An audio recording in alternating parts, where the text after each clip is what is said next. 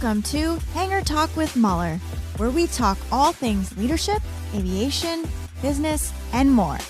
We're building a community that will uncover opportunities and create clarity as we navigate our flight through life. Your host, Gabe Muller, is an entrepreneur, private pilot, and generally curious individual.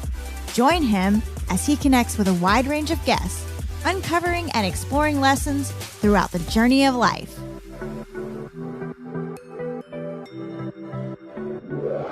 So, here at Aviation Expo, here at ProJet, here in Leesburg, Virginia. And speaking of ProJet, I have Andrew, who actually works at ProJet. Yeah, I do. That's right. So, Andrew, what do you do at ProJet? Well, my role is defined as a CSR, customer service representative, but it's not really that. You know, it's just there's no title to the job. You just do what needs to be done when it needs to be done. Sure. How long you been with ProJet? I think a year and a half now. Okay.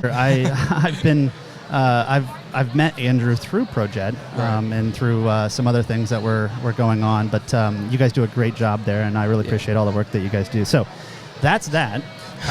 Tell me about your path in aviation and your journey and what you're up to now. All right, so my journey started 2015. Okay. I was 11 years old. I originally liked trains, which is, I don't know, cliche. But then I moved on to planes, and me and my dad used to come out here with McDonald's chicken nuggets and everything, just sitting on the patio, watching planes. And he goes, well, why don't we go talk to one of the flight schools and see, you know, what we can do. And me being 11, I'm like, yeah, they're never going to let me, you know, fly a plane. Like, the heck? And so we go up and we're like, you know, is there an age limit? And they're like, no, it's just maturity and height is what they said. And so my dad looks at me and he's like, well, how do we get started? And they're like, well, you take a discovery flight. So there I was, 11 years old, sitting in the left seat of a 172 for the first time, 11 years old. Wow. By myself with an instructor. And it was a great feeling. Ever since then, you know, I pursued it, got my license over the summer, sitting probably about 220 hours right now. Is that right? Yeah, with a share in a plane. So yeah, I mean, it's been great. Well, I'll tell you what, the pictures and photos that you share along the way are really, really good. I'm like, man, he takes great pictures. Yeah. And I really enjoy following you on social media and things like that. Yeah. What is it that you're? By the way, 11 years old. That's nuts. Yeah, I know. Years old. Yeah. What are you looking to do? I mean, do you want to be a professional pilot, or what's your? Yeah, goal? Eventually. So working at ProJet, you know, it kind of gave me an insight to the corporate side of stuff. Sure. So I think I may go, you know, just corporate for a little bit, just to build up some turbine time, stuff like that. Okay. And then once I get probably, you know, a couple thousand hours of turbine time, maybe transfer over to the airlines if I'm not happy at corporate. Okay. And so then I don't have to dabble with the regionals and all that stuff. Sure. Well, that's good. Last question for you. Yeah. So for those that are going through, you know, we've met a lot of students here. We just had a lady that had her third flight. If you were to provide a one, you know, your most single statement that is a very poignant statement as far as providing value to somebody going through flight training, a word of advice, what would that be? A word of advice for people going through flight training is, you know, don't give up. It's hard sometimes. Like, I get it. You know, you'll be tired. Your instructor will yell at you.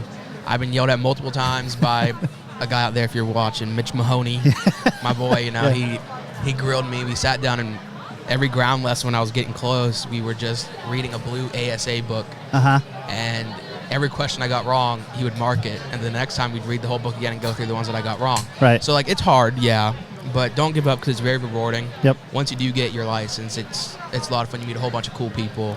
You get to go cool places, stuff like that. So how do you, I said last question, but here's the last question. So you got your license, you've got it, you know, and what do you do to go find fun, right? How do you make it fun while you're still building hours, right? You know, it's like, how do you connect with other people? Well, so what I did was I joined a club of a plane. It's a little Piper Cherokee 140 owned by a guy, Pete Valley. Yep. Here at Leesburg, and we just, you know, I joined it. It was a cheaper way than renting, because renting, it'll break the bank, essentially. Sure. Not being biased or anything, but it'll break the bank. Absolutely. So I went out and I bought into a plane, and me and the club members, we just go out, we have fun, and doing that with another club member, we can split the time evenly. There you go. So it's like, you know, especially if they're a CFI, it makes it a lot easier. Right. Because you can do it as instruction. Yep. Yep. And then you can split, you know, fuel in half, cost of the plane per hour in half. Right. So it makes it a lot cheaper, and you can go a lot cool places. There you go.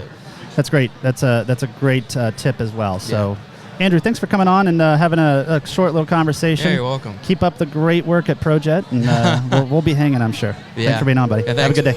Hello, ladies and gentlemen. This is your captain speaking. We appreciate you hanging with us on another episode of Hangar Talk with Mahler. Please show your support for the show by leaving an honest rating and review over on Spotify.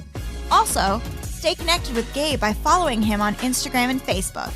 Thank you, and join us next time.